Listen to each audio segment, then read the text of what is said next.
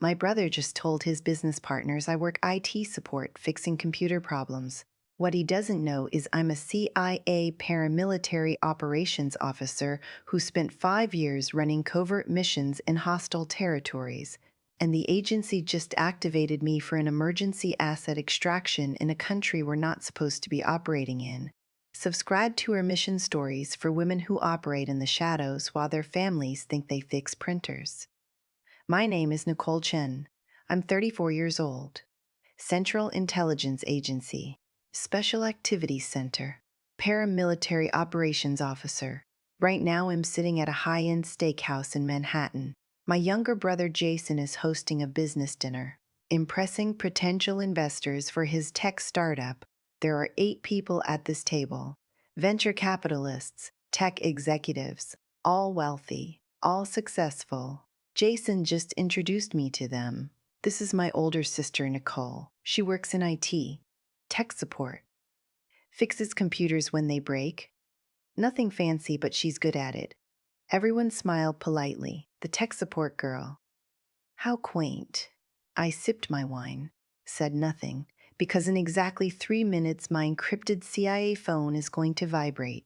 Emergency recall, asset extraction, hostile territory, time sensitive. And Jason is about to learn what I actually do when computers break. Let me start from the beginning. The year 2014. I was 25 years old. Just graduated from MIT. Master's degree in computer science. Specialization in cybersecurity and cryptography. I could have gone anywhere. Google was offering $180,000. Facebook wanted me. Apple was interested. But I walked into a career fair and stopped at a booth that just said, U.S. Government Intelligence Community. The recruiter was a woman in her 40s, professional, sharp. She looked at my resume. MIT. Computer science. Fluent in Mandarin and Russian.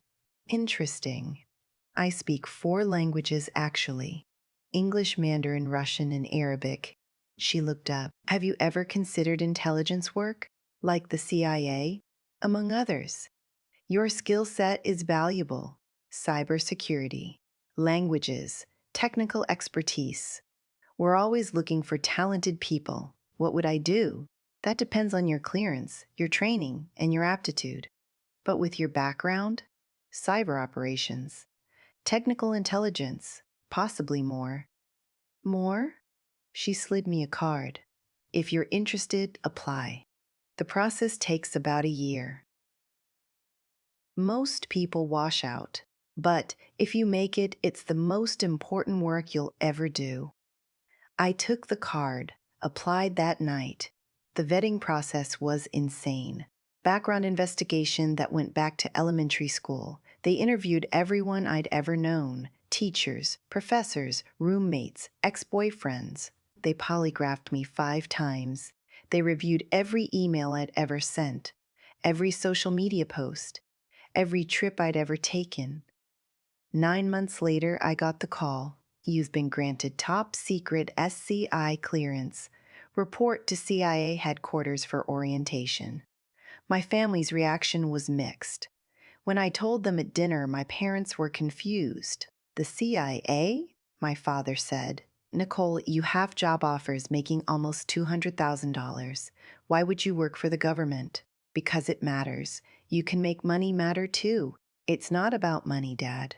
My younger brother Jason, who was 22 and starting his first tech job, laughed. You're going to be a spy? Nicole, you're a computer nerd. You're not James Bond. I'm not going to be a spy. I'm going to do technical work. So you're going to fix their computers? Something like that. He kept laughing. My sister, a finance analyst, shook her head. This is career suicide. You're throwing away your potential. I'm using my potential differently. I reported to CIA headquarters in Langley, Virginia in January 2015. The first 6 months were orientation and training, basic intelligence tradecraft, security protocols, counterintelligence awareness, surveillance detection, covert communications. I was assigned to the Directorate of Science and Technology. Cyber Operations Division. My job was developing tools for cyber espionage, breaking into foreign computer systems, extracting intelligence, covering our tracks. I was good at it, really good. Within a year, I was leading a team. Within 2 years, I was running operations. But I wanted more. In 2017, I heard about a program, Special Activity Center, SAC, the CIA's paramilitary arm, the people who do the things that don't officially exist. Covert operations, asset recruitment, direct action, the stuff you never hear about. They were looking for officers with technical backgrounds, people who could operate in denied areas, who could handle weapons and computers, who could blend in anywhere. I applied. The selection process made the initial CIA vetting look easy. Physical fitness tests that pushed me to my limits, psychological evaluations, advanced weapons training, tactical driving, survival training, close quarters combat. I spent 6 months in training, learning to shoot, learning to fight, learning to survive behind enemy lines, learning to recruit assets, learning to operate in countries where, if I was caught, the United States would deny I existed. I graduated in December 2017. I was now a CIA paramilitary operations officer, one of fewer than 100 women in the program's history. My family knew I worked for the CIA, but they thought I did cyber stuff. Sat in an office, wrote code. I couldn't tell them the truth. Everything I did was classified, so I let them believe the lie. At Christmas 2017, Jason asked about my job. So you're like a hacker for the government? Something like that. Do you break into systems? I can't really talk about it. Come on, it's just us. It's classified, Jason. He rolled his eyes. Everything's classified with you. You probably just reset passwords all day. I smiled. Probably. Over the next 5 years, I deployed 6 times. Locations I can't name. Missions I can't describe. But I'll tell you this. I recruited assets in hostile countries. I ran covert operations against adversary intelligence services. I extracted people who would have been executed if they'd been caught. I gathered intelligence that prevented attacks. I did things that never made the news, things that saved lives, things that kept America safe. And my family thought I fixed computers. In 2019, I was promoted to Senior Operations Officer. I was now running teams, leading missions, making life and death decisions. I earned commendations I could never show my family, awards that were classified, medals that stayed in locked safes. At Thanksgiving 2019, my father asked, "So, Nicole, are you still doing the computer stuff?" "I'm still with the agency, Dad." Jason, who was now running his own startup, smirked. "She's never going to admit she just fixes printers." "I don't fix printers, Jason." "What do you do then?" "Classified." He laughed. "Of course it is." My sister asked, "How much are you making now?" "I make enough." Jason scoffed. "I'm making $300,000 a year. My company is valued at $50 million. And you're still working for government salary. I'm proud of you, Jason. You could be making so much more. Your MIT degree is wasted at the CIA. I don't think it's wasted. Agree to disagree. I stopped trying to explain. In 2020, I deployed to a location I absolutely cannot name. The mission was extracting a high-value intelligence asset, someone who had given us critical information, someone whose cover had been blown, someone who would be tortured and executed if we didn't get them out. The operation took 3 weeks of planning. We inserted covertly, located the asset, moved them through hostile territory, evaded enemy forces, got them out. 0 casualties. Mission success. For that operation, I received the Intelligence Star, one of the CIA's highest awards. My family never knew. At Christmas 2020, Jason brought his new girlfriend. She was a marketing executive. She asked what I did. Jason answered before I could. Nicole works for the government. IT department. Pretty boring stuff. I smiled. It has its moments. The girlfriend looked sympathetic. Well, someone has to keep the computers running.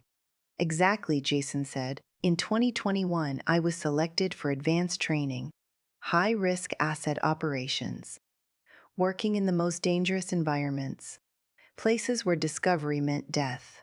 I spent 4 months learning enhanced surveillance detection, advanced weapons systems, emergency medical procedures, escape innovation, resistance to interrogation. I became one of the agency's top operational officers, trusted with the most sensitive missions. And my family still thought I worked a desk job. In 2022, I led an operation that I wish I could tell you about, but I can't. What I can't say is this. We prevented something catastrophic, something that would have killed thousands. My team worked perfectly. We got in, got the intelligence, got out. Nobody knew we were there. For that mission, I was personally thanked by the director of the CIA. My family has no idea. At Thanksgiving 2022, Jason announced his company had raised $100 million in funding. Everyone celebrated. My father gave a toast to Jason, who's building something incredible, and to my daughters, who are also successful in their own ways. The implication was clear. Jason was the success. Me and my sister were fine. I didn't correct him. What was the point? Over the next year, I continued operating. I ran missions in 4 continents. I recruited assets that gave us game-changing intelligence. I prevented attacks. I saved lives. And I came home to family dinners where Jason talked about his startup's valuation. And then came tonight, November 2023.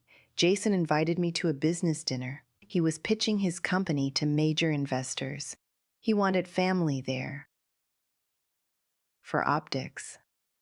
I showed up in a simple black dress.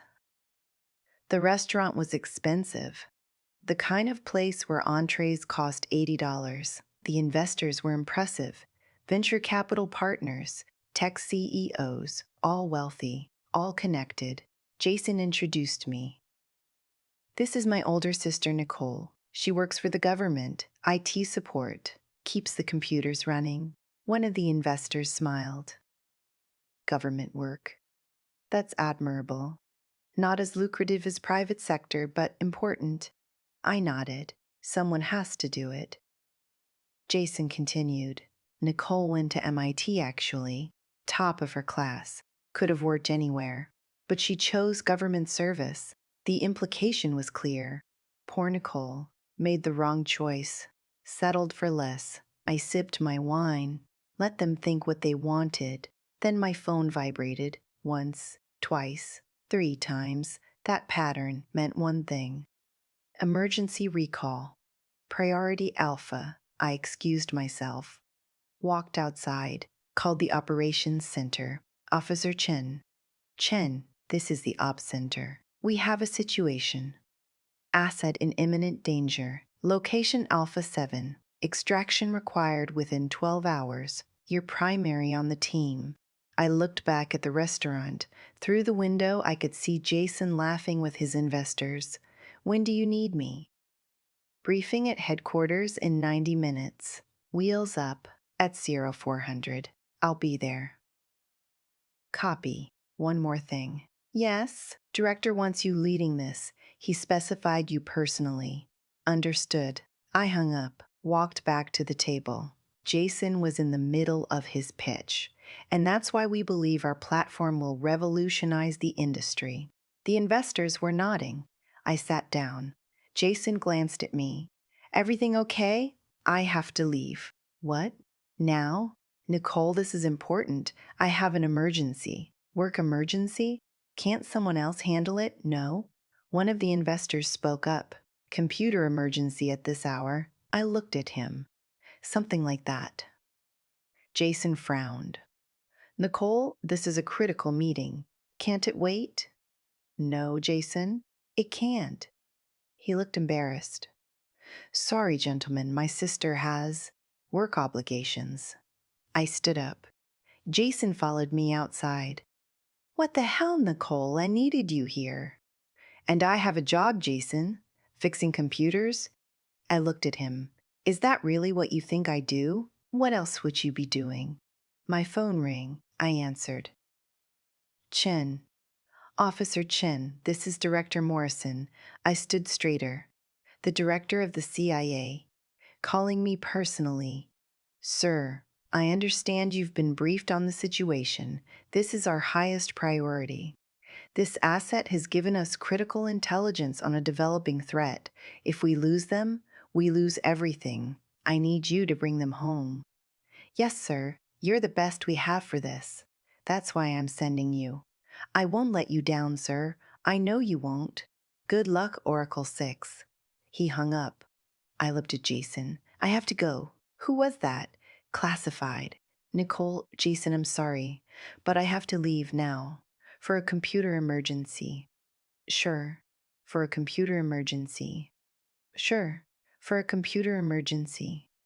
I walked to my car. He shouted after me, "This is why you'll never be successful, Nicole. You don't know how to prioritize." I got in my car, drove away, and left him standing there, clueless. I arrived at CIA headquarters at 2100 hours, 9 p.m. The building was quiet. Most people had gone home. But the operations center was lit up. Analysts, officers, mission planners, all focused on one thing, getting our asset out alive. I walked into the briefing room. My team was already there. 5 other paramilitary officers, all experienced, all trusted. The mission planner started the brief.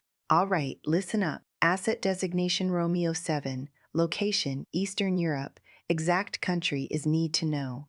Romeo 7 is a high-level intelligence source. Has provided critical information on adversary weapons programs for 3 years. Cover was compromised 48 hours ago.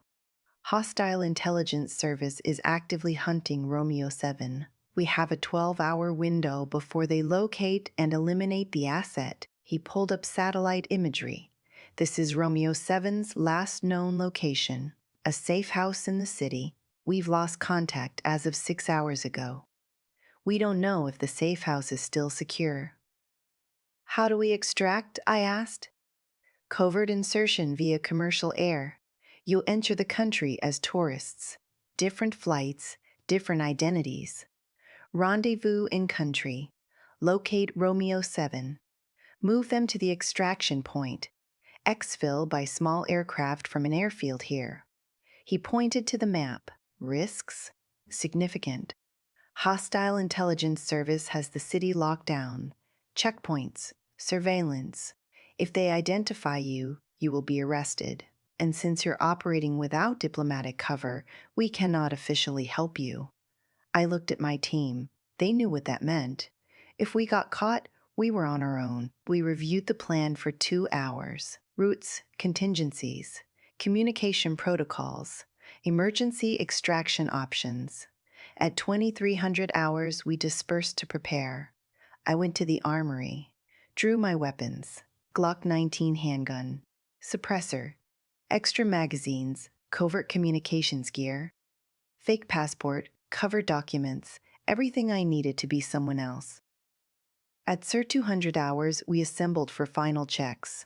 The director walked in. He looked at each of us. I'm not going to give you a speech. You know what's at stake. Romeo 7 has saved American lives. Now we save theirs. Bring them home, we nodded. He looked at me. Oracle 6, you have operational command. Trust your instincts. Good hunting. Thank you, sir. At 0400 hours, we departed. I flew commercial to a European hub, then connected to a regional flight. I was traveling as Jennifer Miller, software consultant, in town for a business meeting. Completely normal, completely boring. I arrived in country at 1600 hours local time. 4 p.m. Passed through customs without issue. Took a taxi to my hotel. Checked in. Changed clothes. Met my team at the rendezvous point, an abandoned warehouse on the outskirts of the city. Everyone made it. Status? I asked. All green, my second in command said. No surveillance detected. We're clean. Good. Let's move to the safe house. We took separate routes, different taxis, different timings, all arriving within a 30-minute window. The safe house was a fourth-floor apartment, unremarkable, blended into the neighborhood. I watched it from across the street. No obvious surveillance, but something felt wrong. I keyed my radio, Oracle 2. Do you see the window? Blinds are closed. No movement. That's wrong. Romeo 7 was instructed to keep the blinds partially open, signal of safety. Could be compromised, or Romeo 7 is being cautious. We need to check. I'm going in. Cover me. I crossed the street, entered the building, took the stairs, reached the fourth floor, approached the door, knocked. The pattern we'd agreed on. 3 knocks. Pause. 2 knocks. No answer. I tried again. Nothing. I tested the door handle. Unlocked. That was very wrong. I drew my weapon, pushed the door open slowly, swept the room. Empty. I cleared the apartment. Kitchen. Clear. Bedroom clear. Bedroom clear. Bathroom clear. No one here. But there were signs of a struggle. Overturned chair, papers scattered, a laptop smashed on the floor. Romeo 7 had been taken. I keyed my radio. Asset is gone. Safe house is compromised. Evidence of forced extraction. What's your call? I thought for a moment. We find Romeo 7. They can't have gone far. Start checking the probable detention sites. Over the next 4 hours, we investigated. Old police stations, intelligence service buildings, abandoned facilities, nothing. Then I got a break. One of my team members intercepted a radio transmission. Hostile intelligence talking about a high-value prisoner being held at a facility outside the city, scheduled for transfer to Moscow in 6 hours. That was Romeo 7. We had 6 hours. I called headquarters, briefed them on the situation. The response was clear. You cannot assault a hostile intelligence facility. That's an act of war. Then what do? I asked. Find another way. I looked at my team. We need a plan. And we came up with one. It was risky, probably insane, but it was all we had. The facility was a former factory, now used by the intelligence service for interrogations. Heavily guarded, cameras, armed personnel. No way we were fighting our way in, so we didn't. We used deception. I created a fake digital trail, made it look like another intelligence service was planning to raid the facility, spoofed communications, faked satellite imagery, made them think they were about to be hit. The result? They evacuated the facility, moved prisoners to a secondary location, including Romeo 7. The secondary location was less secure. A temporary holding facility, lighter guard force. We could work with that. We positioned ourselves near the transport route. Waited. At 0300 hours, the transport van appeared. 2 vehicles. Lead security car. Prisoner transport van. Trail security car. We had one chance. As the convoy passed through a narrow street, we executed. My team disabled the lead car with a spike strip. The van stopped. We moved in. Flashbangs through the windows. Boom, boom, disorienting the guards. We pulled the doors open, secured the guards, found Romeo 7 in the back, frightened, beaten, but alive. Let's go, I said. We moved Romeo 7 to our vehicle. Drove to the extraction point. The airfield was 40 miles away. We had maybe 20 minutes before the alarm went out. We drove fast. I called ahead. Extraction aircraft confirmed ready. We arrived at the airfield. A small plane was waiting. Pilot ready. We loaded Romeo 7 aboard. I looked at my team. Everyone on? They nodded. The pilot started the engine. We taxied, took off, climbed into the night sky. Behind us, I could see lights, vehicles racing toward the airfield, but we were already gone. 12 hours later, we landed at a U.S. military base. Romeo 7 was safe. Debriefed, relocated. Mission success. When I returned to the United States 3 days later, I had 127 missed calls, most from Jason. I listened to his voicemails.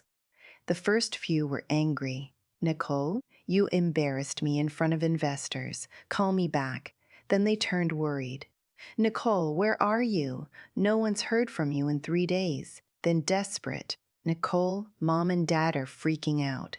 Please just let us know you're alive." I called him. He answered immediately. "Nicole, where the hell have you been?"